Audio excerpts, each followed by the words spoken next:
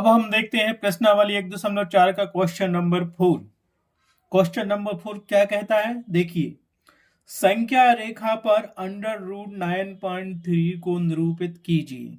अर्थात हमें संख्या रेखा पर 9.3 को निरूपित करना है, √9.3 को। तो कैसे करेंगे आगे देखते हैं। हम इसको हल करेंगे, पहले उसकी हमें रचना करनी पड़ेगी, फिर उसके बारे में लिखना पड़ेगा। तो इसका जैसे √2 को संख्या रेखा पर निरूपित करते थे, √3 √5 को, तो उससे हटके थोड़ा तरीका है इसका, √9.3 को संख्या रेखा पर निरूपित करने का, और सबसे इजी मेथड यही है। देखिए तो आगे। अब देखो, सर्वप्रथम हम क्या करेंगे, एक लाइन ड्रॉ करेंगे। किस पर? ग्राफ पेपर पर। ग्राफ पेपर पर लाइन ड्रॉ करेंगे हम। ये एक संख्या रेखा हो गई हमारे पास, ठीक है। संख्या रेखा को हमने ग्राफ पेपर पर ड्रॉ कर दिया। अब इस संख्या रेखा पर हम क्या करेंगे, एक कॉर्नर पर बिंदु ए को अंकित करेंगे। ये बिंदु मान लो कि ए है, अंकित किया हमने, ठीक है। बिंदु ए से रेखा पर 9.3 एकक की दूरी पर कोई बिंदु हम बी ज्ञात करेंगे। तो ये देखो, हम स्केल की सहायता से इस लाइन पर 9.3 एकक की दूरी पर बिंदु बी लेंगे। ए से नापेंगे, 9.3 कहाँ आएगा, 9.5 ए रहेगा, 9 पॉइंट यहाँ कहीं 3 आएगा अपने पास। ये 9.3 हो गया। यहाँ हम क्या दर्शाएंगे, बिंदु बी। ए रेखा पे हो गया बिंदु बी, ये हमारे पास ए दिया है, ठीक। अब हम क्या करेंगे, बिंदु बी से 1 सेंटीमीटर की दूरी पर कोई बिंदु सी लेंगे। अब 1 सेंटीमीटर स्केल से नापते हैं हम। 1 सेंटीमीटर की दूरी पर बिंदु सी लेंगे। तो ये बिंदु हमने यहाँ सी ले लिया 1 सेंटीमीटर की दूरी पर। ये बिंदु क्या हो गया हमारा, सी हो गया 1 सेंटीमीटर की दूरी पर। तो यहां से यहां तक की दूरी कितनी है, ये 1 सेंटीमीटर। ये हमें लेनी है 1 सेंटीमीटर। और यहां से यहां तक की दूरी कितनी है, टोटल देखना, बिंदु ए से बिंदु बी तक की दूरी। बिंदु ए से बी तक की दूरी हमने कितनी ली, 9.3, ठीक है। ये तो हमारे पास हो गई 9. ये लिख दिया 9.3 सेंटीमीटर एकक दूरी। कहां से, यहां से देख लो, बिंदु बी, ए से बिंदु बी तक की दूरी। ये हमारे पास बिंदु ए से बिंदु बी तक की दूरी कितनी हो गई, 9.3 सेंटीमीटर। अब हमने क्या किया, ए से बिंदु सी तक की कुल दूरी नापी, और उसके मध्य बिंदु को हमने क्या नाम दिया, मान लो मध्य बिंदु उसका यहां पे आता है, तो मध्य बिंदु का नाम हमने क्या दे दिया, ओ, ठीक है। ए सी, बिंदु ए सी की बीच की दूरी, बीच के पॉइंट को हमने बिंदु ओ का नाम दे दिया, ठीक है। इतना तो बन जाएगा। ए और सी को स्केल्स की सहायता से नापा, उसकी बिंदु में जो बिंदु आता है उसे हमने ओ नाम दे दिया। अब हम क्या करेंगे, इस ओ को केंद्र मानकर, ओ सी के बराबर, इस ओ को केंद्र मानकर ओ सी के बराबर त्रिज्या लेकर एक अर्धवृत्त की रचना करेंगे। हम डायरेक्ट वैसे भी कर सकते हैं इतनी त्रिज्या लेकर, नहीं तो क्या करो, बिंदु सी पर रखो, आधा लिया हमने, इस पे आर्क लगा दो। अब हमें क्या करना है, बिंदु ओ को केंद्र मानकर ए सी के बीच की दूरी, जो बीच में मध्य बिंदु आता है, उसको केंद्र मानकर ओ सी के बराबर, देखो ओ सी क्या दिया, ओ सी के बराबर त्रिज्या लेकर, ले ली हमने त्रिज्या लेकर, एक अर्धवृत्त की रचना करेंगे। देखो अर्धवृत्त की रचना करेंगे, चाहे ओसी को लो चाहे एसी को लो, हमें अर्धवृत्त की रचना करनी है। तो देखो हम कैसे प्रकार की सहायता से अर्धवृत्त की रचना करते हैं। ओसी के बराबर त्रिज्या ले ली, और ओ को हमने केंद्र मान लिया, और यहां से हम अर्धवृत्त की रचना करते हैं। देखो ये बना हमारा अर्धवृत्त, बन रहा है ये पूरा वृत्त। पूरा वृत्त न बना के हमें बनाना है अर्धवृत्त, ठीक है।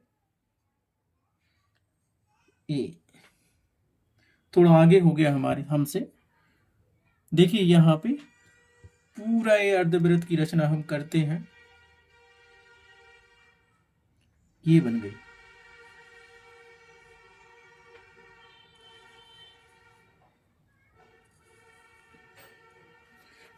ये हमारे पास अर्धवृत्त की हमने रचना कर ली। कैसे कर ली? ये हो गई हमारे पास अर्धवृत्त की रचना। थोड़ा हमने मोटा कर दिया क्योंकि प्रकार थोड़ा हमारा सही नहीं है। ठीक है, अब हमने अर्धवृत्त की रचना कर तो दी। ओ को केंद्र मानकर OC के बराबर त्रिज्या लेकर एक अर्धवृत्त की रचना हमने संख्या रेखा पर कर दी। ठीक है, अब क्या करेंगे हम? AC के बराबर, ठीक है, अब AC पर, A से C तक, AC पर एक लंब खींचेंगे जो बिंदु B से होकर जाता है। और ठीक है, तो हम लंब कैसे खींचेंगे? जो बिंदु B से होकर जा रहा है। तो हमने लिया चांदा, चांदा को यहां मिलाया और देखते हैं 90 डिग्री का कोण कहां पे बनता है। लंब का मतलब होता है 90 डिग्री के कोण बनाना। तो ये बिंदु बचा। ठीक है, ये कहां मिल रहा है? अर्धवृत्त को किस बिंदु पे मिलेगा? अब हम इसको पटरी की सहायता से इस लाइन को मिला देंगे।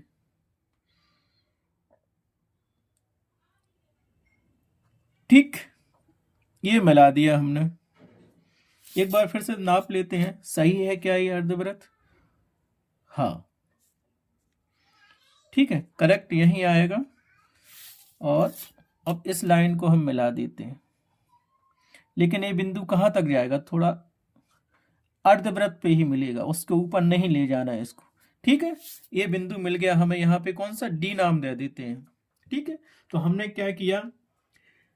संख्या रेखा AC पर बिंदु V से एक लंब खींचा जो अर्धवृत्त को बिंदु D पर मिलता है या बिंदु D पर काटता है। ठीक है, तब BD की दूरी क्या होगी? तो हम ये BD की दूरी क्या लिखेंगे? ये 9.3, ये BD की दूरी ही 9.3 होगी। अब हम क्या करेंगे? पुनः BC को संख्या रेखा पर बिंदु, देखते हैं हम, एक मिनट। अब हम क्या करेंगे? बिंदु B को ही केंद्र मानकर BD के बराबर त्रिज्या लेकर एक चाप संख्या रेखा पर खींचेंगे। ठीक है, अब क्या कहा? BD को त्रिज्या मानकर। त्रिज्या किसको मानेंगे हम? BD को। अब BD यहां पे अपना क्या है? BD तो अपन ने निकाल लिया जो कि 9.3 है। ये है BD अपना। ठीक है, इस BD को हमने क्या किया? त्रिज्या मान ली। इतनी हमारे पास ये क्या हो गई? त्रिज्या हो गई। अब इसको हम सॉल्व करेंगे। इस BD को त्रिज्या मानकर एक चाप खींचेंगे। देखो, तो ये खींच दिया चाप हमने। कैसा आया? ये चाप आ गया संख्या रेखा पर। ठीक, ये हो गया चाप, खींच दिया। BD के बराबर त्रिज्या लेकर इतना चाप खींचा। अगर पूरा करेंगे तो सर्कल बन जाएगा, तो हमें सर्कल नहीं बनाना, हमें केवल इतना ही बनाना, क्योंकि यहां से B से D तक की दूरी क्या है? रूट 9.3। तो यहां तक की दूरी भी क्या होगी? 9.3। ठीक है, और इसको दे दिया हमने बिंदु D। यह संख्या रेखा पर कहां मिलता है? बिंदु E पर। इसको नाम दे दिया हमने E। BD के बराबर त्रिज्या लेकर एक चाप हमने खींचा बिंदु B को केंद्र मानकर, जो बिंदु संख्या रेखा पर बिंदु E पर मिलता है। तब हम क्या कहेंगे? बिंदु B के बीच की दूरी कितनी है? ये वाली दूरी अंडर रूट 9.3 सेंटीमीटर। अतः बिंदु E पर ही 9 कितना होगा? अंडर रूट 9.3 होगा, जो संख्या रेखा पर स्थित है।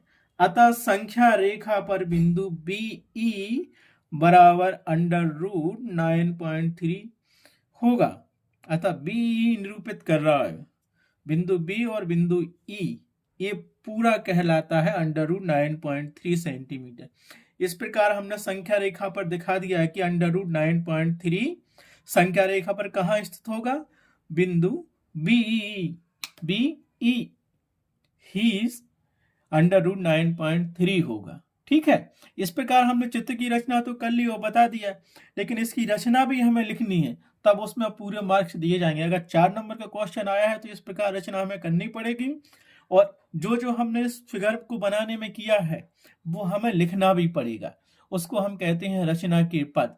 तो ठीक है, आगे हम क्या लिखते हैं, क्या क्या इस चित्र में किया, वो हम आपको लिख के दिखा रहे हैं। ये क्या चित्र हो गया हमारा? संख्या रेखा पर अंडर रूट 9.3 का निरूपण। ठीक है, जो बी, बिंदु बी और बिंदु ई के बीच की दूरी क्या है? Under root 9.3 centimetre. यही हमें सिद्ध करना था कि दर्शाइए कि संख्या रेखा पर अंडर रूट 9.3 कहाँ स्थित होगा, तो बी ही 9.3 है। ठीक है, इस प्रकार के जितने भी क्वेश्चन आएंगे, जैसे रूट 9.3 या रूट 3.3 या रूट 4.5, तो उनको हल करने का तरीका केवल यही है और इसी प्रकार से हल करना पड़ता है हमें। अब लिखते हैं हम इसके रचना के पद। तो देखो, सर्वप्रथम हमने क्या किया था? सर्वप्रथम एक सीधी रेखा पर बिंदु ए अंकित किया था, जो हमने स्केल की सहायता से खींची थी। फिर बिंदु ए से रेखा पर 9.3 एकक की दूरी पर बिंदु बी अंकित किया था, बिल्कुल ठीक। फिर बिंदु बी से 1 सेंटीमीटर की दूरी पर एक बिंदु हमने सी लिया था। फिर ए सी के मध्य बिंदु को हमने ओ माना था और ओ को केंद्र मानकर ओ सी के बराबर त्रिज्या लेकर एक अर्धवृत्त की रचना की। अब क्या किया था उसके बाद हमने?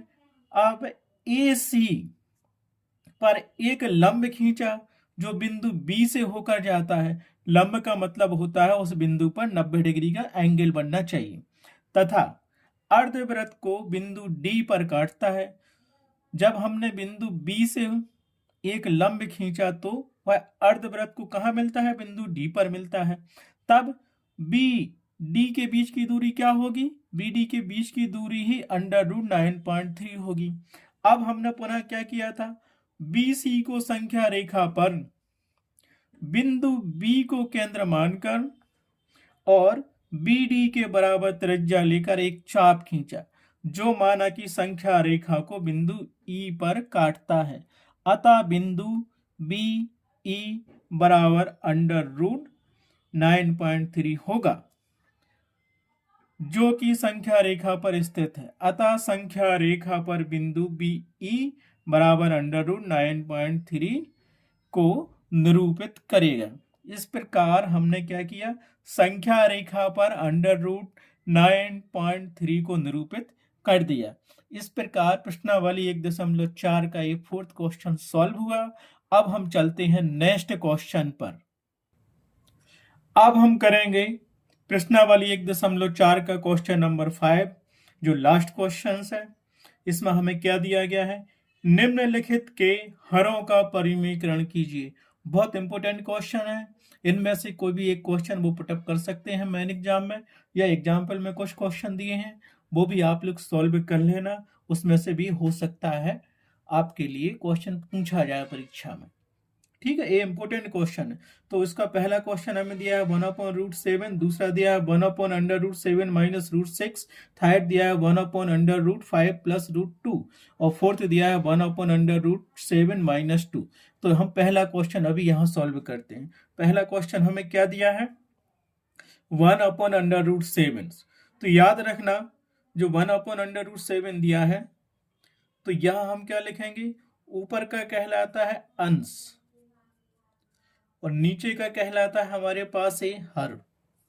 और उसने पूछा हर का परिमीकरण। अंश का परिमीकरण कभी नहीं होता, याद रखना, केवल हर का होता है। हर में जो संख्या दी होती है गुणा करके ऊपर भी गुणा उसी संख्या का गुणा कर देते हैं और बटे करके नीचे भी उसी संख्या का गुणा कर देते हैं। तो हमें जो दिया गया था, क्या हमें ये दिया गया क्वेश्चंस दिया है 1/√7। करना क्या है? हर का परिमीकरण करना है। तो हमने क्या किया? अब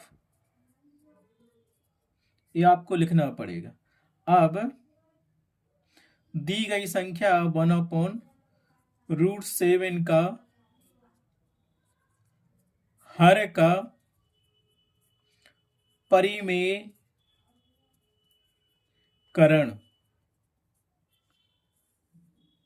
करने पर,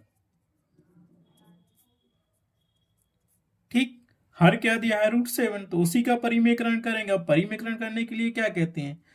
इसीलिए 1/√7 को हम क्या लिखेंगे? पहले तो सीधा लिख दिया 1/√7। अब हर का परिमेकरण करना है तो गुणा किया। अब नीचे जो संख्या दी है उसका क्या करेंगे, ऊपर भी गुणा कर देंगे 1 में √7 का, नीचे भी गुणा कर देंगे √7 का। ठीक है, तो हमने यहाँ किया तो हमें ये क्या मिल गया, 1 में √7 का गुणा करेंगे तो आएगा √7 अपॉन √7 गुणित √7 करेंगे तो क्या आएगा, हमें तो यहाँ ये मिला है ना, √7 गुणित √7। अब यहां से हमें क्या मिल जाएगा, ऊपर मिला √7 और नीचे मिलेगा क्या, 7। क्यों, ये रीजन आपको देना है, क्योंकि जब सेम होता है √a गुणित √a होता है तो हमें बराबर में क्या मिलता है, a मिलता है। ये सूत्र हमेशा याद रखना। तो हमने क्या किया, हर का परिमेकरण कर दिया किसका, 1/√7 का, तो हमें क्या मिला, √7/7। तो उत्तर क्या हो जाएगा हमारा, पहले का उत्तर बराबर हो जाएगा √7/7। अब क्वेश्चन नंबर 5 का पहला क्वेश्चन कंप्लीट हुआ। अब चलते हैं हम नेक्स्ट क्वेश्चन सेकंड पर, जो हमें दिया गया 1/√7 - √6 को। अब इसको हम सॉल्व करेंगे। अब देखो सेकंड क्वेश्चन में दिया है 1/√7 - √6, तो हम इस सेकंड क्वेश्चन को यहां पर क्या करेंगे, सॉल्व करेंगे। तो हमें क्या दिया गया है, सबसे पहले तो हम लिखेंगे जो दिया है कि 1/√7 - √6। दूसरी बात, ज्ञात क्या करना है हमें, ये आपको लिखना पड़ेगा, ज्ञात करना है हर का परिमेकरण। ठीक है, तो हम लिखेंगे, अब इसको क्या लिख सकते हैं, इसीलिए 1/√7 - √6। ठीक है, हर का परिमेकरण पूछा है तो यह संख्या तो पहले ज्यों की तो लिखो, 1/√7 - √6 गुणित किया। हम जानते हैं इसको अंश कहते हैं, ऊपर वाले को जो बटे के ऊपर होती है, वो जो नीचे होती है इस पूरी को क्या कहते हैं, हर कहते हैं। तो हर में ये पूरी संख्या मिली है, तो हर का परिमेय करते समय इस बात को याद रखना, जब उस संख्या को लेते हैं, जैसे यहाँ दिया है √7 - √6, तो जो साइन यहाँ पे दिया है, अगर यहाँ पे माइनस होगा तो परिमेयकरण करते हैं तो वो प्लस हो जाता है, और अगर इधर प्लस दिया है तो वो परिमेयकरण करने पर क्या हो जाता है, माइनस हो जाता है। तो इस पूरी संख्या को ज्यों का त्यों लिख लो, √7 और ये √6, यहाँ है माइनस तो कर दिया प्लस, बस हो गया। एक संख्या पूरी नीचे लिख दो, √7 + √6 हो गया हर का परिमेयकरण। ठीक है, ये क्या हुआ, हर क्यों ऐसा क्यों लिखा, तो यहां लिख देना, हर का परिमेयकरण करने पर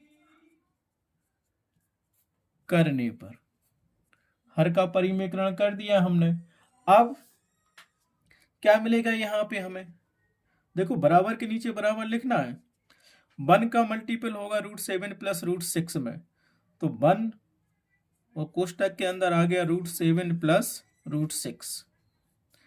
नीचे क्या लिखेंगे हम, √7 - √6 इंटू √7 + √6। ठीक है, अब ऊपर का तो ज्यों का तो लिख देंगे हम, ऊपर क्या है, 1 का मल्टीपल ऊपर होगा तो क्या मिलेगा हमें, √7 + √6 ही मिलेगा। अब यहां पे हमें सूत्र क्या मिल गया, √a - √b और √a + √b। अब ये क्या होगा, किसके बराबर होगा, ठीक है, तो यह हमें मिला a - b into a + b। तो a - b सूत्र हमारे पास सीधा सीधा होता है, a - b + a + b equal to क्या होता है, पहले हम यहाँ पे आपको सूत्र लिख देते हैं। ये क्या होगा, a - b, दूसरा a + b। देखो a बराबर दिया है 7 यहाँ पे, b बराबर दिया है 6, और a बराबर दिया 7, b बराबर दिया 6। कहना चाहिए a बराबर √7 दिया है और b बराबर √6 दिया। ऐसा इसमें दिया है a बराबर √7 प्लस b बराबर दिया √6। सेम है। ये काहे के बराबर होता है? ये सर्वसमी का है तो होता है a² माइनस b² के बराबर होता है। तो a बराबर वैल्यू हमें क्या दी है? √7। तो यहां कर लो, a² माइनस b² करना है तो √7 का होल स्क्वायर माइनस लगा दिया। b बराबर क्या दिया? √6, √6 का होल स्क्वायर कर दिया हमने। ठीक, अब इसको सॉल्व करते हैं। ऊपर तो ज्यों का त्यों रहेगा, √7 प्लस √6 अपॉन कितना आएगा? जब किसी भी संख्या का होल स्क्वायर होता है, जैसे कोई संख्या हमें लिखी है √a, उसका होल स्क्वायर होता है तो बाहर a निकलता है। तो वही दिया है, √7 का होल स्क्वायर दिया तो यहां से हमें मिलेगा 7। यहां से √6 दिया है, होल स्क्वायर दिया है √6 का, तो ये माइनस जम करता हूं और यहाँ 6 मिल जाएगा, बराबर है। ठीक, तो यहां से हमें क्या मिल गया? 6 मिल गया। अब उसको आगे हम देखो कैसे सॉल्व करते हैं। ठीक है, ये आ गया अपने पास। अब आगे क्या सॉल्व करेंगे? √7 प्लस √6, तो ज्यों का त्यों लिख दो यहाँ पे, √7 प्लस √6 अपॉन किया, 7 में से 6 गए तो बचा 1। ठीक है, तो हमारे पास यहां क्या मिल गया? √7 प्लस √6।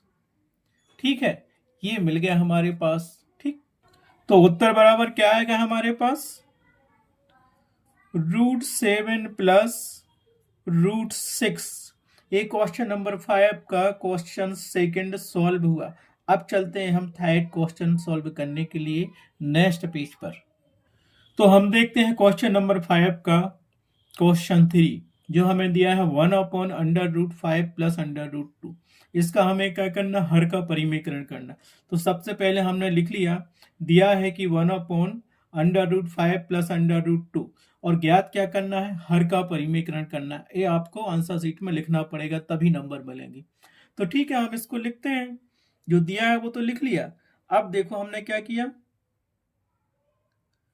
1/√5 प्लस √2 बराबर करेंगे, इसको हम ज्यों का त्यों लिखेंगे, 1/√5 प्लस √2 गुणित किया, हर का परिमेकरण करना है। हमें पता है ऊपर का अंश होता है और नीचे जो बटे में दिया रहता है वो हर होता है। तो यहाँ क्या है? √5 प्लस √2 दिया है तो यहाँ प्लस का साइन दिया है, हर का परिमेकरण करेंगे तो प्लस का हो जाएगा माइनस।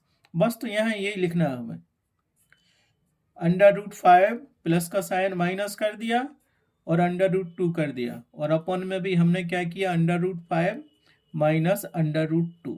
ये कहां से आ गया? हर का परिमेकरण करने पर। हर का परिमेकरण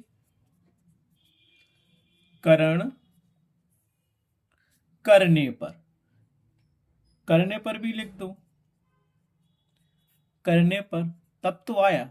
बस इतना याद रखना, यहाँ साइन बस चेंज होता है, बाकी ज्यों का तो लिखते हैं। कट जाएगा तो बन आ जाएगा, तो यही मिलेगा हमें। अब हमने क्या किया? बराबर के नीचे बराबर का साइन दिया और 1 का मल्टीपल काय में होना है, 1 गुणित √5 माइनस √2 बटे में किया। बटे में क्या किया हमने? √5 प्लस √2 इंटू √5 माइनस √2 किया हमने। तो ये फिर बन गया a plus B into A minus B. अब चाहे माइनस वाला पहले हो और प्लस वाला बाद में हो, बात तो एक ही होती है। मिल गया। अब 1 का मल्टीपल हम करेंगे इसमें तो हमें क्या मिलेगा? बिल्कुल ज्यों का तो मिल जाएगा, √5 माइनस √2 अपॉन किया हमने। अब यहां हम क्यों जानते हैं? क्या जानते हैं? देखो पहले तो लिख लेते हैं, इनका मल्टीपल किया तो क्या आया? √5 का होल स्क्वायर माइनस √2 का होल स्क्वायर। क्यों? रीजन क्यों? ये हम जानते हैं कि a plus B into A minus B बराबर होता है a² माइनस बी²। तो यहाँ a बराबर क्या दिया है, √5 दिया है, और b बराबर क्या दिया है, √2 दिया है। ऐसा a बराबर √5 दिया है और b बराबर √2 दिया है। तो वही तो किया, a का मान हमने √5 रख दिया, b का मान √2 रख दिया। ठीक है, अब आगे क्या मिलेगा, जो ऊपर दिया उसको तो ज्यों का त्यों लिख लो, √5 माइनस √2 अपॉन किया, ये √5 का होल स्क्वायर दिया तो यहां से निकलेगा बाहर 5, और √2 का होल स्क्वायर दिया तो यहां से निकलेगा 2। अब रीजन क्यों, कहां से आ गया, अगर किसी संख्या पे रूट के नीचे कोई संख्या दी है और उसका होल स्क्वायर हो तो बाहर क्या निकलता है, केवल वही संख्या निकलती है। जैसे √a का होल स्क्वायर है तो बराबर a निकलेगा, ऐसा ही √5 का होल स्क्वायर था तो 5 निकला, और √2 का था तो 2 निकला। ठीक है, आगे है, देखो हम इसे कैसा करते हैं। ठीक है, हमारे पास ये आ गया। अब इसको हम क्या लिख सकते हैं, √5 माइनस √2 अपॉन 5 में से 2 गए तो हमारे पास बचे 3। ठीक, तो हमारे पास ये टोटल क्या आएगा, दैट इम्प्लाइज किया हमने, ये अर्धात का निशान होता है, इकाई के बराबर है 1 अपॉन √5 प्लस √2, यही लेके चले थे ना, इसीलिए तो ये निशान लगाया, फिर इसको ऐसा लिखा, बराबर में हमें क्या मिल गया, तो 1 अपॉन 3 यहाँ लिख लो और इंटू गुणा करके कोष्टक में लिख दो, ये √5 माइनस √2, बस ये अपना उत्तर हो जाएगा। तो उत्तर बराबर क्या लिखोगे, तो उत्तर बराबर हम लिखेंगे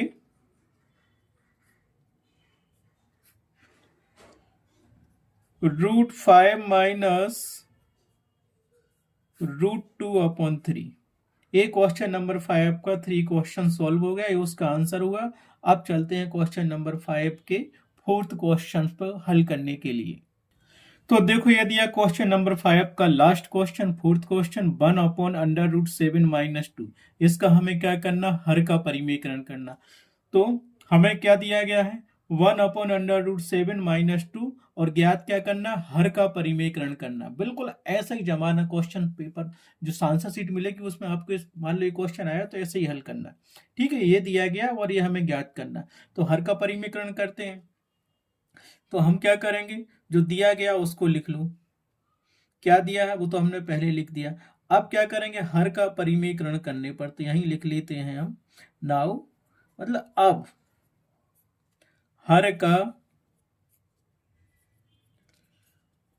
परिमेयकरण करने पर,